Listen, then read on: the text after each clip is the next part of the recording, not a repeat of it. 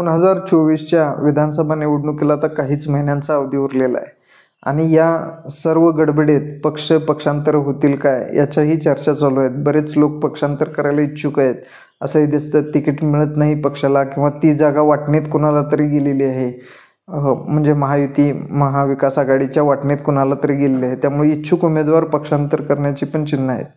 अशातलाच एक मतदारसंघ म्हणजे कागल मतदारसंघ. इथं महायुतीकडून पूर्वी भाजपचे समरजित सिंह घाटगे होते.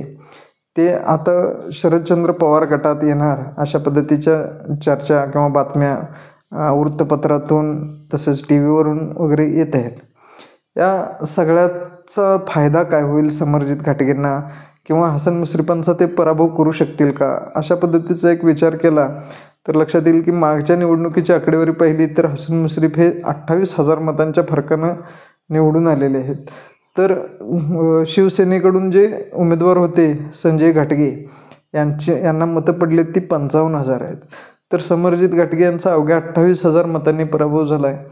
यावेळी ते जर यदाकदाचित आले तर राष्ट्रवादी शरदचंद्र पवार गटात आले तर त्याचा फायदा काय होईल. तर ऑलरेडी संजय बाबा घाटगेंनी मुश्रीफ साहेबांना पाठिंबा दिलेलाच आहे. पण तसं असलं तरीही पाठिंबा दिला तरी कार्यकर्ते मात्र नेत्याच्या म्हणण्यानुसार वागतील याची शाश्वती फार कमी असते.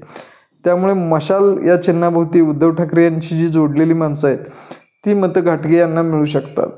तसेच राष्ट्रवादी काँग्रेसची जी जुने कार्यकर्ते आहेत जे पक्षांच्या विचारावरती काम करणार आहेत ते शरदचंद्र पवारांच्या सोबत नेहमीच आहेत. ते पवारसाहेबांना मानणार आहेत. ती सुद्धा मतं मिळू शकतात. शिवाय पूर्ण पक्षात काँग्रेसचं स्थान आहे. काँग्रेसचे देखील कार्यकर्ते आहेत. अशा तिन्ही पक्षांचं पाठबळ मिळू शकतं. या उलट जर भाजप सोडल्याचा तोटा काय होणार आहे तर कागलमध्ये जर भाजप बघायला गेली तर ही एकाच गोष्टीवर म्हणजे जमलेली आहे किंवा त्यांचं कॉमन एकच ध्येय आहे की हसन मुश्रीफांचा पराभव. मला वाटत नाही की जर घाटगे इकडं शरदचंद्र पवार साहेबांसोबत आले तर घाटगेंची ती मतं भाजपची जी मतं आहेत ती मुश्रीफांना कन्वर्ट होतील याचे चान्सेस फार कमी आहेत. त्यांचं ध्येय एकच आहे की मुश्रीफांचा पराभव. तेव्हा ती मतंसुद्धा घाटगेंसोबत येणार आहेत. प्लस ह्या 3 पक्षांची मतंसुद्धा मिळणार आहेत. त्यामुळे मुश्रीफांना हे कडवं आव्हान होऊ शकतं. हा पक्षप्रवेश जर त्यांनी केला तर त्याचा आणखी एक फायदा काय होईल की कोल्हापूर जिल्ह्याला आता सध्या तरी राष्ट्रवादी काँग्रेस शरद पवार गटाला इथं जर बघायला गेलं तर तसं नेतृत्व जिल्ह्यासाठीचं नेतृत्व मोठं असं कुणीही नाही आहे. राजेंना या जिल्ह्याचं नेतृत्वसुद्धा कोल्हापूर जिल्ह्याचं नेतृत्वसुद्धा पक्षाचं करता येईल. आता जरी ते भाजपामध्ये असले तरी तिथं कितीही केलं तरी महाडिक साहेब असतील चंद्रकांत दादा असेल असे मातब्बर नेत्यांचं चालतं. तिथं फारसं समरजित सिंह घाटगेंचं जिल्ह्यात चालावं असं काही त्यांना मार्ग नाही आहे तो किंवा त्यांना वाव नाही आहे. इथं जर बघितलं तर इथं फार कमी नेते आहेत आणि कार्यकर्ते मात्र चिक्कार आहेत. त्यामुळे हा एक चान्स होऊ शकतो. आणि जर निवडून आले मुश्रीफांचा पराभव करून जर समरजित सिंह घाटगे आले निवडून आणि वरतीसुद्धा महाविकास आघाडीची सत्ता आली तर मंत्रिपदासाठी राष्ट्रवादी पक्षाकडून जर कुणाचा विचार केला जाईल पहिल्यांदा तर ते घाटगेंचा विचार केला जाईल. समरजित सिंह घाटगेंचा विचार केला जाईल. यातून जर बघायला गेलं तर तसं त्यांचा फायदाच होण्याची जास्त चिन्ह आहेत. त्यामुळे ते शरद पवारांच्या पक्षात जातील का किंवा जाणार नाहीत का ही आता काहीतरी त्यांनी अलीकडेच मिटिंग पाठवलेली आहे आणि त्याचे निरोप देखील चाललेले आहेत. तशा आज टी व्हीला बातम्या दिसल्या. पण हा जर प्रवेश त्यांनी केला तर निश्चितपणाने त्यांना फायदाच होणार आहे.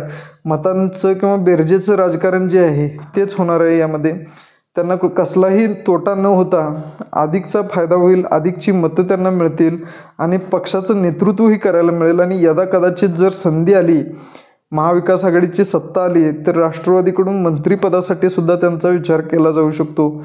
अशी संधी ही फार वेळा येत नाही किंवा आलेली असते किंवा आपण निष्ठा म्हणून जर बसत असतो तर त्या संधी ह्या हुलकावणी देऊन जर पुढे गेल्या तर काहीच हाताला लागत नाही.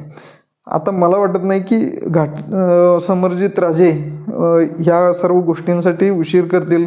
त्यांनी ज्या अर्थी कार्यकर्त्यांचा मेळावा बोलवलेला आहे त्या अर्थी त्यांचं जाणं हे शरदचंद्र पवार गटात जाणं हे फिक्स झालेलं असावं आणि त्यांनीही हा विचार केला असेल. त्यांचं पहिलं आणि अंतिम ध्येय हेच आहे की मुश्रीफांचा पराभव. त्यामुळे ते निश्चितपणाने अशी वाटचाल करतील असं वाटतं. पण ही जर वाटचाल केली तर ती त्यांच्या फायद्याचा आहे असंच वाटतं. मतांची बेरीज होईल आणि मुश्रीफांच्या पराभवाला हातभार लागेल असं चित्र सध्या तरी दिसतंय.